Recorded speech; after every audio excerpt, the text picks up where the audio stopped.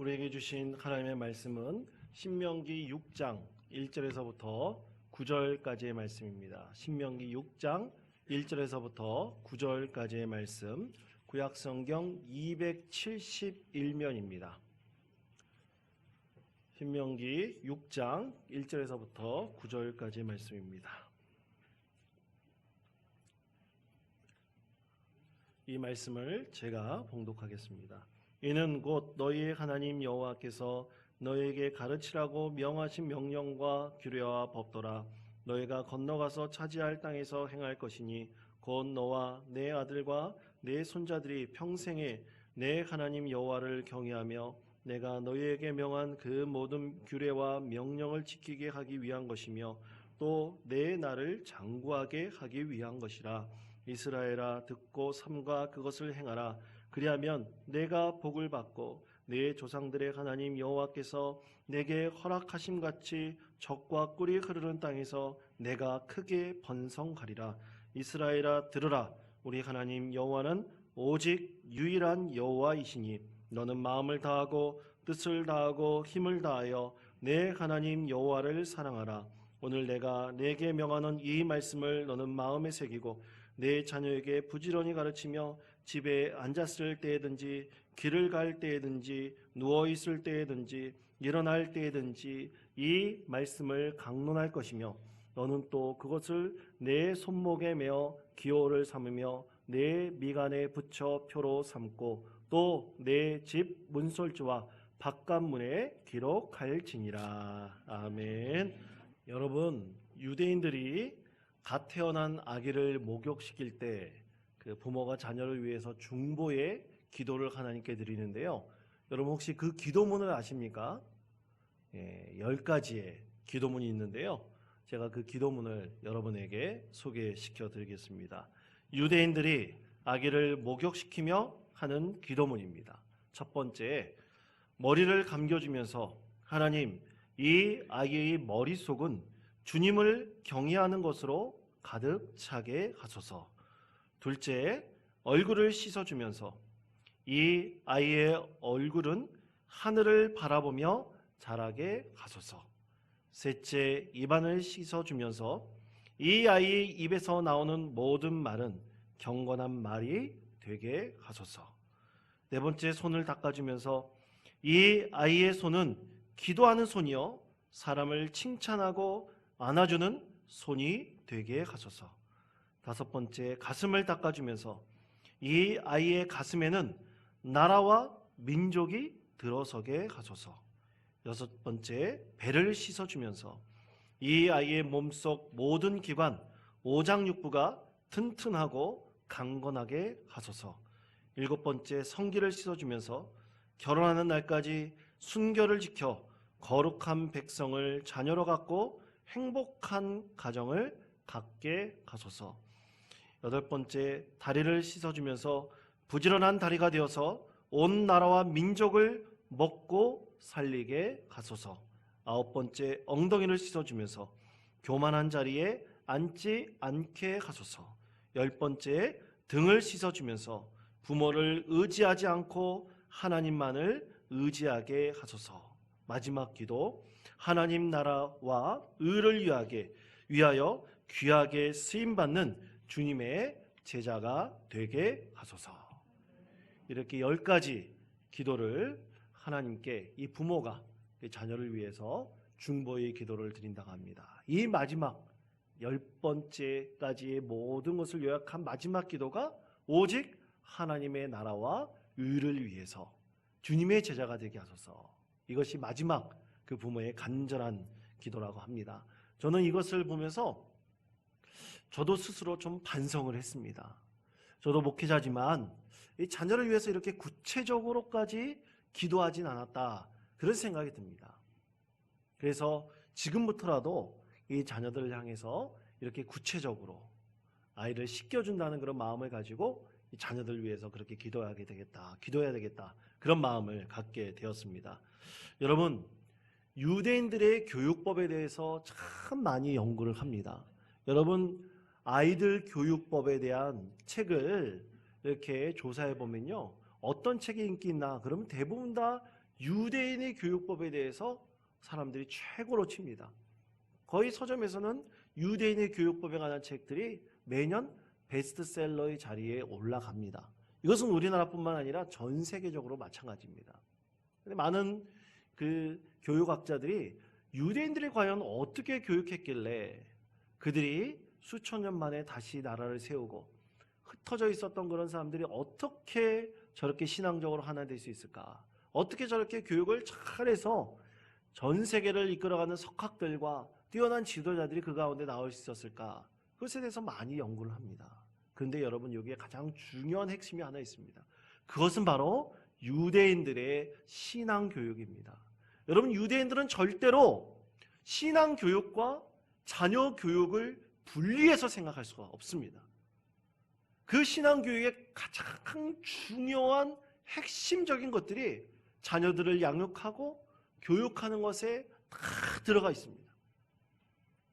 다시 말해, 이 신앙교육을 빼놓고서 유대인들의 교육법에 대해서 연구하고 그것을 전 세계 사람들이 알고 또 그대로 교육한다는 것은 불가능한 일입니다. 도저히 있을 수가 없는 일입니다. 그래서 오늘 말씀 가운데서도 하나님께서는 우리에게 분명하게 말씀하고 있는 것이 있습니다. 아이들에게 마땅히 가르칠 것을 가르치라라는 하나님의 말씀입니다. 이 말씀은 바로 이스라엘 민족들이 수천 년 동안 마땅히 아이에게 가르쳐야 될 것을 가르쳐온 그들의 신앙적인 경험과 역사적인 산물이다라고 말할 수 있겠습니다. 자, 잠언 22장 6절에서는 하나님께서 우리에게 이렇게 말씀하십니다. 마땅히 행할 길을 아이에게 가르치라. 그리하면 늙어도 그것을 떠나지 아니하리라. 아멘. 마땅한 길이 바로 신앙이 무엇인지, 하나님을 믿는 믿음이 무엇인지 마땅히 행할 것을 아이에게 가르치라는 것이죠. 여러분, 근데 여기에서 아주 중요한 사실이 하나 있습니다. 여러분, 아이들은요, 우리 어린 아이들은 태어나서 자라나면서요, 자신의 인생의 방향을 분명히 정하게 되는데, 그러나 첫 발자국은 절대로 자기들이 선택할 수 없다는 것입니다. 첫 발은 누가 선택하는 것입니까? 부모가 선택하는 것입니다. 부모가 선택해서 자녀들에게 가르치고 양육하는 것입니다. 여러분, 오늘 말씀은 이스라엘 백성들이 광야에서 40년 동안 생활을 하고 그것에 난 이후에 마지막으로 모세가 이스라엘 백성들에게 일어났던 모든 일들을 회고하면서 정리한 하나님의 말씀입니다. 이것을 혹자는 모세의 고별 설교다라고 제목을 붙이는 사람들도 있습니다. 마지막으로 모세가 이제 비스가산에 올라서 하나님 앞에서 모든 것들을 정리하며 이스라엘 백성들에게 마지막으로 하나님과 함께 가였던 여정에 대해서 깊이 경험한 것을 이스라엘 백성들에게 당부하고 고언하면서 그리고 하나님의 말씀을 전하는 형태로 이 말씀이 기록되어져 있기 때문입니다. 모세의 인생 가운데서 최고의 인생은 하나님과 동행하였던 40년의 세월이었습니다. 하나님 품에 올라가는 그날까지 40년의 세월을 한결같이 하나님과 동행하였던 그 기록이 바로 신명기의 말씀이며, 그리고 이스라엘 백성들에게 꼭 당부하는 하나님의 말씀이 바로 신명기서의 말씀이기 때문이죠. 그리고 신명기서의 말씀 중에서 오늘 우리가 읽은 신명기 6장 1절에서부터 9절까지의 말씀이 모세의 설교 중에 설교라고 할 수 있습니다. 자, 그렇다면 왜 이것이 모세의 설교 중에 설교인가? 그것은 마땅히 자녀들에게 가르쳐야 될 하나님의 말씀의 핵심이 이 말씀 속에 다 들어있기 때문입니다. 여러분, 신명기 6장 2절의 말씀을 보십시오. 2절의 말씀이 이렇게 말씀하고 있습니다. 곧 너와 내 아들과 내 손자들이 평생에 내 하나님 여호와를 경외하며 내가 너희에게 명한 그 모든 규례와 명령을 지키게 하기 위한 것이며 또 내 나를 장구하게 하기 위한 것이라. 아멘. 모세가 이 고별 설교를 하면서 오늘 이 말씀을 이스라엘 백성들에게 전하고 있는 이유는 하나님께서 모세를 통해서 너희 날이 장구하게 하기 위함이라 라고 축복하기 위해서인 겁니다. 하나님께서 하신 이 말씀을 너희들이 듣고 지키면 너희들이 날이 영원 무궁할 것이다. 하나님께서 이렇게 축복하신 것이죠. 여러분, 이 말씀이 뭡니까? 이 말씀이 바로 쉐마 교리입니다. 쉐마라는 것은 들으라는 뜻이에요. 들으라는 것은 지금 이 순간만 들으라는 것이 아닙니다. 계속해서 이스라엘 백성들이 아침과 저녁으로 각 가정에서 하나님을 예배하면서 항상 이 쉐마 교리의 말씀을 들려주고 그 말씀을 가르치고 이 말씀이 진정한 하나님의 말씀임을 깨닫고 이 말씀을 삶 속에서 그대로 실천하라는 말씀이죠. 자, 그것이 바로 쉐마, 들으라 하는 하나님의 말씀입니다. 자, 그렇다면 여러분, 이 쉐마 교리는 과연 무엇일까요? 첫 번째로 오직 유일한 여호와에 대해서 말씀하고 있습니다. 자, 여러분 6장 4절, 신명기 6장 4절의 말씀 이렇게 말씀하고 있습니다. 이스라엘아 들으라, 우리 하나님 여호와는 오직 유일한 여호와이시니 라고 말씀하고 있습니다. 자, 여기서 유일하다라고 말씀하고 있죠. 유일하다라는 것은 에하드라는 히브리어 단어입니다. 이 에하드라는 단어는 하나라는 뜻을 가지고 있고 또 유일하다 또는 연합하다라는 뜻을 가지고 있습니다. 그래서 오늘 이스라엘 백성들이 첫 번째로 믿음으로 고백하면서 자손들에게 그리고 그의 가정 가운데서 항상 선포하고 알아야 될 것은 뭐냐? 오직 이스라엘의 하나님은 여호와라는 분, 그 한 분만이 이스라엘의 하나님이 되신다는 거예요. 고대 수많은 나라 가운데 엄청나게 많은 신들이 있었습니다. 그러나 오직 이스라엘 백성들을 애굽에서 탈출시켜 주시고 그들에게 영원한 복을 허락하신 분은 오직 여호와 단 한 분이시라는 것을 늘 알려주고 가르쳐 주는 것입니다. 두 번째는 우리의 하나님 여호와입니다. 이 여러분 4절 앞부분에 보면 이스라엘이라고 말씀하고 있죠. 여러분, 이스라엘 앞에 우리라는 단어가 있습니다. 여러분, 이스라엘은 누구의 이름입니까? 야곱의 이름입니다. 야곱은 하나님께서 12아들을 허락해 주시며 그들 가운데 12지파를 주셨습니다. 그 모든 12지파가 하나 되어서 이스라엘이 되었습니다. 그 이스라엘이 연합해서 우리라고 하나의 민족의 공동체를 이루고 오직 이스라엘의 하나님이 여호와이심을 알게 하는 것이고요. 나와 너가 모두 하나 된 결합된 그 민족이 바로 이스라엘이다. 그러면서 우리는 결코 분리되거나 나눠질 수 없다. 12지파가 하나가 되어서 한 민족을 이루고 한 민족의 유일하신 하나님이 오직 여호와 하나님이시라는 것을 알려주는 것입니다. 그것을 계속해서 가르쳐 주는 것입니다. 그리고 세 번째는 내 하나님 여호와를 사랑하라는 말씀입니다. 자, 신명기 6장 5절의 말씀입니다. 우리 다 같이 읽겠습니다.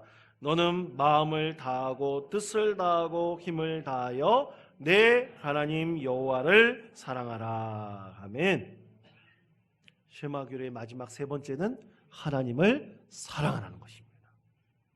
이것을 부지런히 아침과 저녁으로 하나님 앞에 예배할 때 반드시 이 예배를 집례하는 가장은 이 말씀을 들려주고 이 말씀의 참뜻을 가족들이 알게 해야 하고 그리고 이것을 늘 가르치는 믿음의 가정을 이루어야 된다. 이것이 바로 쉐마의 교리입니다. 그것이 신명기 6장 4절에서부터 5절까지의 말씀이죠. 그런데 여러분, 여기에다가 한 가지를 더 붙이신 분이 계십니다. 그래서 쉐마 교리를 온전하게 완성시키신 분이 계십니다. 그분이 바로 예수님이십니다. 예수님께서는 마가복음 12장 29절에서부터 31절까지 말씀을 통해서 이렇게 말씀하셨습니다. 우리 다 같이 이 말씀을 한 목소리로 봉독하겠습니다. 예수께서 대답하시되 첫째는 이것이니 이스라엘아 들으라. 주 곧 우리 하나님은 유일한 주시라. 내 마음을 다하고 목숨을 다하고 뜻을 다하고 힘을 다하여 하신 것이요. 둘째는 이것이니 내 이웃을 내 자신과 같이 사랑하라 하신 것이라. 이보다 더 큰 계명이 없느니라. 아멘. 자, 우리 예수님께서는 이스라엘의 전통적으로 내려온 세마 교리에 무엇을 붙이셨습니까? 내 이웃을 내 몸과 같이 사랑하라. 이 하나를 더 붙이셨습니다. 그래서 이 네 가지를 세마 교리로 완성시키셨습니다. 그래서 믿음의 가정들, 그리스도인들은 항상 이 말씀을 익히고 이 말씀을 가르치고 이 말씀을 우리의 삶의 자리에서 늘 실천하라. 우리 예수님께서는 그렇게 가르치셨습니다. 이것이 바로 그리스도인들의 진정한 믿음의 정체성이 되어야 된다. 그래서 이 말씀을 항상 들려주고 믿음의 자녀들에게 가르쳐야 될 것을 말씀을 하셨습니다. 이것이 이스라엘 백성들, 특히 예수 그리스도를 믿는 모든 그리스도인들이 영원한 복을 받을 수 있는 기름을 우리 예수님께서 말씀을 하셨습니다. 그러므로 여러분, 오늘 하나님께서 이렇게 축복하신 것처럼 우리 하나님께서 주신 이 쉐마 교리의 말씀을 늘 가르치고 익혀야 됩니다. 이것을 늘 우리가 축복하시는 하나님의 가정이 될 수 있는 가장 신앙의 기초로 삼게 될 때 하나님께서는 그 가정을 반드시 축복하실 것이라고 믿습니다.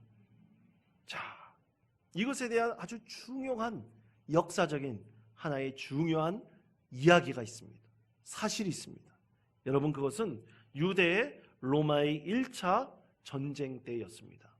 여러분, 역사적으로 유대는 로마와 두 번의 큰 전쟁을 벌입니다. 하나는 AD 66년에서부터 70년 사이 약 5년 동안 일어났던 유대와 로마의 1차 전쟁이었고요. 그리고 두 번째는 130년대에 일어났던 이 유대와 로마의 2차 전쟁이었습니다. 그런데 세계 전쟁 역사에서 이 유대와 로마의 1차 전쟁은 너무나 참혹한 전쟁으로 기록되어져 있습니다. 로마에 반발한 이 유대를 정벌하라는 네로 황제의 명을 받고 베스파시아누스 장군은 로마의 최정예 군대를 이끌고 유대로 침공했습니다. 그리고 약 3년 동안 전쟁을 벌이면서 약 200만 명의 유대인들을 도륙을 합니다. 수많은 유대인들이 3년 동안 죽임을 당했습니다. 그리고 마지막으로 예루살렘 성을 장악하기 위해서 예루살렘 성을 공략을 하죠. 그런데 난공불락의 요새였던 이 예루살렘 성을 쉽게 공략하기는 너무나 어려웠습니다. 그래서 이 성 안에 있는 사람들을 굶어 죽이려는 그런 작전을 써가지고요, 성 안에서 바깥으로 나오지 못하게 그 모든 외벽을 다 휴비를 했습니다. 스스로 항복하도록 만든 것이죠. 그때 당시 이 예루살렘 성 안에 살고 있었던 유대인들이 270만 명 정도였다고 합니다. 이제 유대인들, 예루살렘 성 안에 있던 유대인들이 두 파로 갈라졌어요. 하나는 항복을 하자, 아니면 끝까지 저항을 하자. 서로 다투고 싸우고 있었습니다. 그때 이 이스라엘의 가장 뛰어난 위대한 지도자였던 요한나 벤 자카이라는 랍비가 있었는데요. 이 랍비는 유대인들뿐만 아니라 로마인들에게도 굉장히 존경받는 사람이었습니다. 근데 그가 이제 자기가 죽었다고, 전염병으로 죽었다고 로마의 군대에게도 소문이 나게 만듭니다. 그래서 실제로 자기가 관 속에 들어가 가지고 이제 성 밖으로 나와서 유대인들의 무덤에 장사 지낸다는 그런 명목으로요, 성 밖으로 나옵니다. 관 속에 들어가서 성 밖으로 나와요. 그러면서 베스파시아누스 장군을 만나게 됩니다. 그러면서 베스파시아누스 장군에게 이렇게 예언을 하죠. 당신이 곧 로마의 황제가 될 것입니다. 깜짝 놀랍니다. 이런 예언은 굉장히 치명적인 것이었기 때문이죠. 그때 벤자카이는 한 가지 이런 청을 드립니다. 당신이 만약 로마의 황제가 된다면 분명히 이 유대는 멸망하게 될 것이고 완전히 폐허가 될 것입니다. 그러나 딱 하나만 남겨주십시오. 작은 학교 하나만 남겨주십시오. 그렇게 간청을 합니다. 베스파시아누스 장군은 그렇게 하겠다고 서로 굳게 약속을 하지요. 그리고 곧 베스파시아누스 장군은 황제가 되었고요, 유대는 완전히 망하게 됩니다. 예루살렘 성이 완전히 무너져 버리고 회파되어 버립니다. 그때 약 9만 명이나 되는 유대인들이 포로로 끌려갔고요, 그 성 안에 있던 110만 명에 되는 사람들, 유대 사람들이 죽임을 당했다고 합니다. 당시 역사학자 요세푸스는 그 광경이 너무나 참혹했음을 기록하고 있는데, 어린아이들이 무릎 정도의 그 높이까지 피가 강물처럼 흘렀다고 그의 역사서에 그렇게 기록하고 있습니다. 그리고 150만 명의 나머지 유대인들이 전 세계로 뿔뿔이 흩어졌어요. 그들이 바로 디아스포라 유대인, 흩어진 사람들입니다. 유대에 살지 못하고 수많은 유대인들이 전 세계 각지로 흩어졌고요. 그때 요한나 벤자카이도 그곳을 떠나 야브네라 곳으로 떠나게 됩니다. 그때 제자들과 함께 떠나서요, 그 야브네에 조그만 학교를 세웁니다. 그 학교에서 제자들을 양육을 하고 교육을 하게 되는데, 그때 많은 랍비들을 양성시킵니다. 그리고 그 학교를 없애려고 하는 사람들을 이 베스파시아누스 황제가 잘 보호해줘서 그 학교가 계속 살아나게 만듭니다. 그러면서 거기서 나온 랍비들이 디아스포라 유대인들 사이로 들어갑니다. 그리고 유대인들 사이에 들어가서 각 전 세계 뿔뿔이 흩어져 있는 유대인들 공동체 안에 회당을 세웁니다. 회당을 세워서 그곳에서 하나님 말씀을 가르치고 또 회당에서 예배를 드리죠. 그리고 회당에서 배운 그 성경 말씀을 가지고 유대인들이 각 가정으로 돌아갑니다. 그리고 아침 저녁으로 하나님을 예배하면서 이 쉐마의 말씀을 자녀들에게 들려줍니다. 하나님 말씀을 가르칩니다. 민족의 정체성이 그들의 신앙의 중심에 두고 있음을 알려줍니다. 모든 유대인들이 있는 모든 곳마다 회당이 세워지고 각 가정에 예배가 세워지면서 유대인들이 흩어져 있지만 하나인 믿음의 공동체라는 사실을 끝까지 알게 되고 또 모이게 되죠. 그리고 1900년이 지난 다음 흩어져 있던 유대인들이 모여서 이스라엘이라는 나라를 세웠습니다. 여러분, 이스라엘 나라는 너무나 자그마한 나라입니다. 그러나 지금 그 나라는 어떤 나라도 넘볼 수 없는 강대국 중에 강대국이 되었습니다. 바로 흩어져 있는 유대인들, 그들 사이에서 하나님을 예배하는 그 가정을 통해서 그들이 하나가 되었고, 오직 신앙의 뿌리를 둔 그 교육이 이제 이스라엘 백성들을 하나로 모으고 전 세계에서도 결코 업신여기고 무시할 수 없는 너무나 강력한 나라를 세우게 된 것입니다. 여러분, 반드시 여기에 중요한 것이 있습니다. 그것은 오늘 말씀처럼 자녀들에게 이 하나님의 말씀을 가르치고 교육하고 지키고 예배하였기 때문에 하나님께서 그들의 놀라운 축복을 더하여 주신 것입니다. 하나님께서 장구하게 할 것이다 라는 그 말씀을 임하게 해주신 것이죠. 여러분, 마땅히 아이들에게 가르칠 것을 우리가 가르쳐야 됩니다. 그것이 우리에게 진정한 축복과 은혜를 하나님께서 더해 주신 것입니다. 여러분, 이스라엘이라는 나라가 세우신 것에 대해서 세계적으로 평가하는 데 있어서 참으로 부정적으로 평가하는 역사학자들이나 또 많은 학자들이 있습니다. 팔레스타인 그 나라를 이제 물리치고 이스라엘이라는 나라가 세워졌기 때문에 굉장히 역사적으로 잘못된 사실이다, 선택이었다라고 주장하는 사람들이 있습니다. 그러나 여러분, 그런 정치적이고 사회적인 이 관점보다 우리는 신앙적인 관점으로 세상을 늘 보아야 할 필요가 있습니다. 여러분, 예수님께서는 우리에게 쇠마 교리를 교육하고 가르쳐 주셨습니다. 그것을 우리 믿음의 가정에 늘 알려주고 가르치라고 예수님께서는 말씀을 하셨습니다. 여러분, 이것이 바로 그리스도인들에게서 가장 중요한 신앙의 기초가 됩니다. 그것을 늘 우리의 가정 안에서 자녀들뿐만 아니라 또 믿음의 형제 자매들이 함께 배우고 알고 하나님을 예배하여야 됩니다. 여러분, 최근 코로나19의 사태로 인해서 교회의 위기를 얘기하는 분들이 참 많이 있습니다. 우리나라뿐만 아닙니다. 전 세계 교회 또 종교에 큰 변화가 있을 것이다, 위기이다 얘기하는 분들이 참 많이 있습니다. 그래서 어떤 교회는 앞으로는 비대면으로 모든 것이 이루어질 것이다.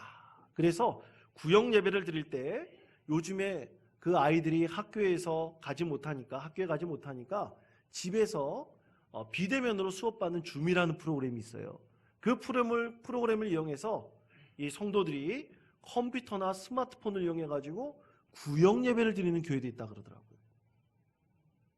여러분, 그런데 비대면으로 이루어지고 여러 가지 도구를 이용해서 우리가 하나님을 예배하고 모이는 것, 여러분, 우리가 한 번도 가보지 않은 길입니다.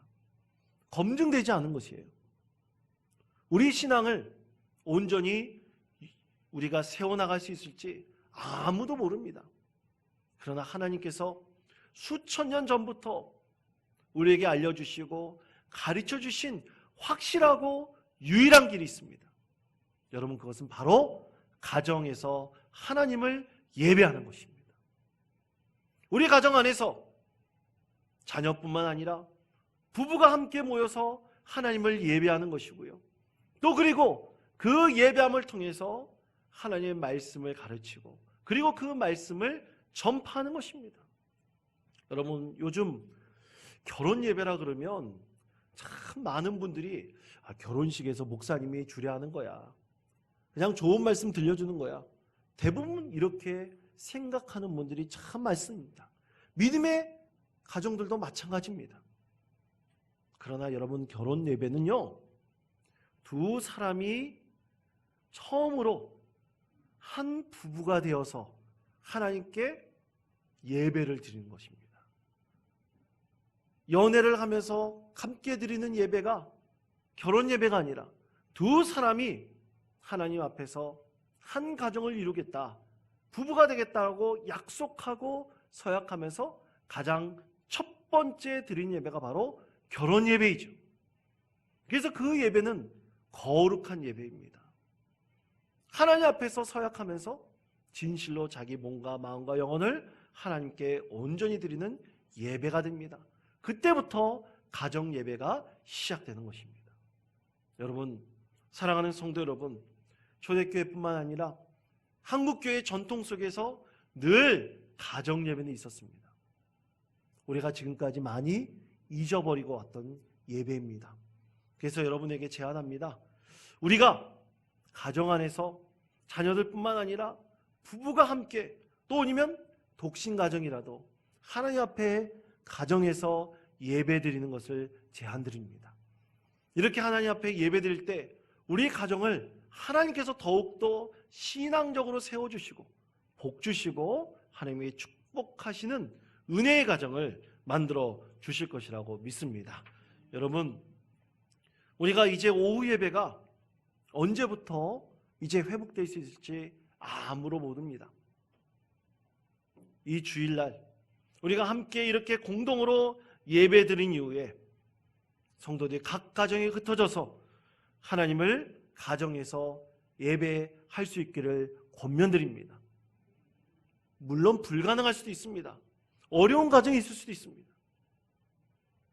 그러나 우리가 하나님 앞에 예배하는 첫 발을 디디는 그때부터 우리 가정이 신앙적으로 세워지는 하나님의 놀라운 은혜를 부어주실 것이라고 믿습니다. 여러분, 이런 신앙의 가정을 이루시는 우리 모든 성도님 되시기를 간절히 축원드립니다. 하나님께서 신명기 6장 3절을 통해서 마지막으로 우리에게 이렇게 말씀하십니다. 이 말씀을 다 같이 읽겠습니다. 이스라엘아 듣고 삼가 그것을 행하라. 그리하면 내가 복을 받고 내 조상들의 하나님 여호와께서 내게 허락하신 같이 젖과 꿀이 흐르는 땅에서 내가 크게 번성하리라. 아멘. 여러분 각 가정에 하나님께서 주신 이 놀라운 축복이 늘 임하는 믿음의 가정 이루시기를 간절히 축원드립니다.